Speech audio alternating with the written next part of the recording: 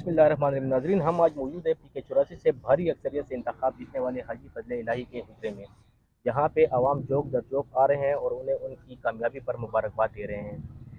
हम गुफ्तगू करेंगे उनसे इलेक्शन के हवाले से, उन्होंने भारी अक्सरियत से इलेक्शन कैसे जीता और बड़े बड़े बुर्ज उलट दिए उन्होंने और एक रिकॉर्ड कामयाबी हासिल की है। हाजी साहब, आपको बोली डिजिटल में खुश आमदीद कहते हैं। आप तहरीक इंसाफ के MPA रहे हैं। अब की बार आपने भारी अक्सरियत से इंतखाब भी जीता है, आज़ाद उम्मीदवार की हैसियत से इंतखाब जीता है। किस पार्टी में मज़ीद शमूलियत को तरजीह देंगे आप? हाँ, बिस्मिल्लाहिर्रहमानिर्रहीम। इय्याका नअबुदु व इय्याका नस्तईन। पहले तो आपका शुक्रिया, आपके चैनल का भी और आपका भी, आपके स्टाफ को भी वेलकम करते हैं इंसाफ हाउस अज़हर ख़ानी में।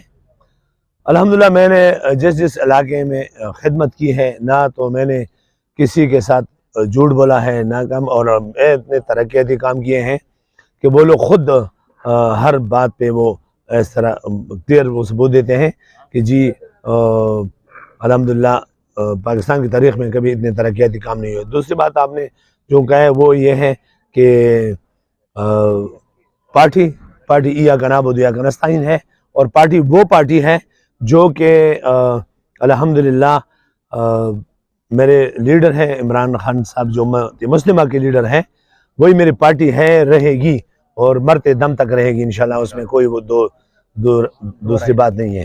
हाजी साहब, आपको हल्के के अवाम ने ज़्यादा वोट दिया है। हल्के की अवाम के लिए क्या तरक्याती प्लान है आपका? अगर हमसे बला ना छीनते, अपना इंतखाबी निशान ना छीनते, और जिस तरह इन्होंने हमारे वोट को तकसीम किया है, मुख्तलिफ हलकों में मुख्तलिफ अजला तक उन्होंने तकसीम किए हैं हमारे वोट, और जो पोलिंग स्टेशन थे, मतलब है कि एक ऐसे भी पोलिंग स्टेशन थे मेरे हलके में कि उसमें लेडीज़ और जेंट्स को मैक्स किया गया था।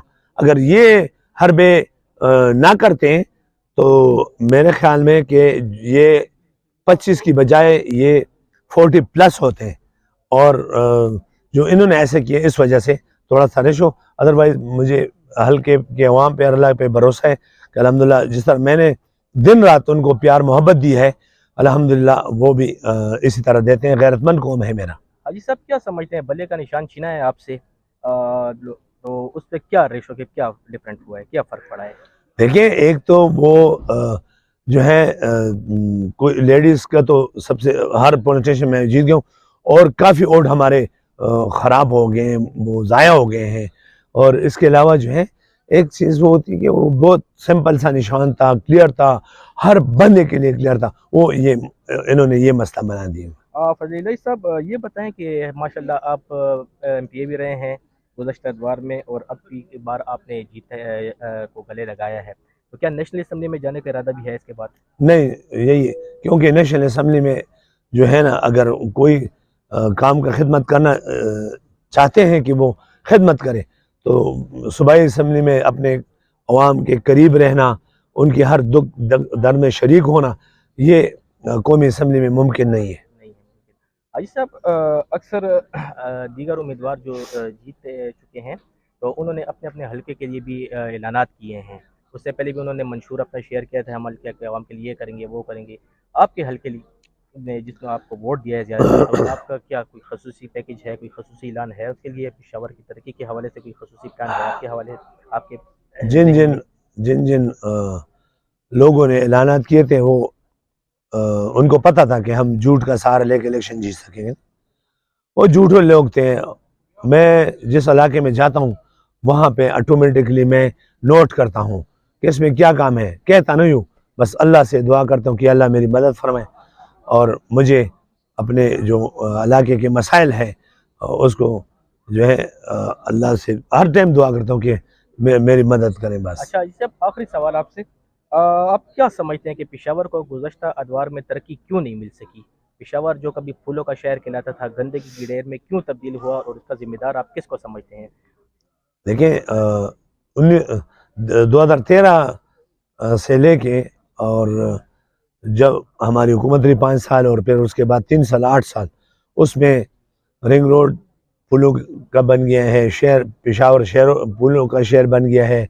यहाँ पे रिंग रोड पे پارک ہم نے بنا دیے بہت بڑا اپنے والد صاحب کے نام سے، گلستان روحانی پارک، جو کہ گندگی کے ڈھیر ہوا کرتے تھے۔ اس کے علاوہ اور بھی جتنے بھی آپ کو پتہ ہے کہ وہ اتنے زیادہ وہ تھے کہ کوئی روڈ ہی نہیں تھا پشاور میں، آپ جدھر گزرتے تھے کڈے اور کنڈرات، تو آپ گلبہار کو دیکھیں ادھر ادھر پورے علاقوں میں الحمدللہ وہ دوبارہ بن گئے ہیں۔ اور جب یہ پی ڈی ایم کے حکومت 2 سال رہی ہے تو اس میں ایک پینی کا کام نہیں کیا، اور بس صرف یہ کرپشن پہ زور دیتے رہے اور بس کرپشن اور نوکریاں بیچتے رہے، یہ ان کی۔ حاجی صاحب کیا ہم کہہ سکتے ہیں کہ پشاور کو کوئی وزیر اعلیٰ نہیں ملا، اس وجہ سے پشاور ترقی کی دوڑ میں پیچھے رہ گیا؟ بالکل جی، اس میں کوئی شک شبے والی بات نہیں ہے، اور انشاءاللہ اس دفعہ میں نے اپنے اس کو ریکویسٹ کیے ہیں اپنے جتنے ہمارے لیڈران ہیں کہ انشاءاللہ میں سی ایم کے پی کا امیدوار ہوں، اور انشاءاللہ میں اپنے عوام کے لیے آواز اٹھاؤں گا اور ہر فروم پہ، اور انشاءاللہ پشاور جو ہے اس پہ پورے کے پی کا بوجھ ہے، پورے پاکستان کا بوجھ پشاور پہ ہے، تو پشاور کا وزیر اعلیٰ ہونا ضروری ہے۔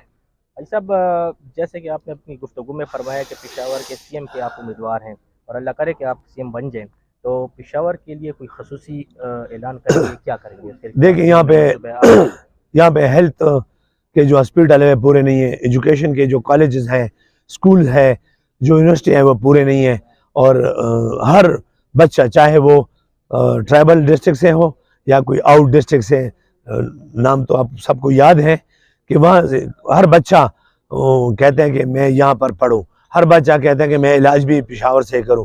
تو اس لیے میں نے اسمبلی میں پہلے بھی کہا تھا کہ سارے ارکان اسمبلی کے فنڈ میں کٹوتی کر کے پشاور کے لیے ہاسپٹلز نئے بنائیں۔ ابھی اگر آپ ایک ہاسپٹل دیکھیں تو ایک سی سی یو آئی سی یو ہے، اونلی 10 بیڈز پہ وہ ہے، تو 10 بیڈ میں پورے کے پی کو کہاں یہ برداشت کر سکتے ہیں۔ ناظرین کرم، ہمارے ساتھ موجود ہے پی کے 84 سے الیکشن جیتنے والے حاجی فضل الہی صاحب۔ آپ نے ان کی باتیں سنی، اور ہم بھی امید کرتے ہیں کہ اللہ تعالیٰ ان کو سی ایم بنائے تاکہ پشاور کی ترقی کے لیے مزید کام کر سکیں۔